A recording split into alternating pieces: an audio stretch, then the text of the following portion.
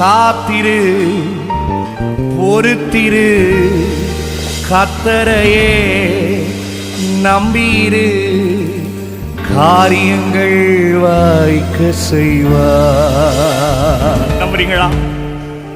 உன் சார்பில் செயலாற்றுவார். இப்படி சொல்லுங்க, என் காரியத்தை வாய்க்க செய்வார், என் சார்பில் செயலாற்றுவார். பள்ளமாக தட்டி ரதிவான் 1 2 3. உன் வழியை கர்த்தருக்கு கொடுத்து விடு, அவரையே நம்பிடு.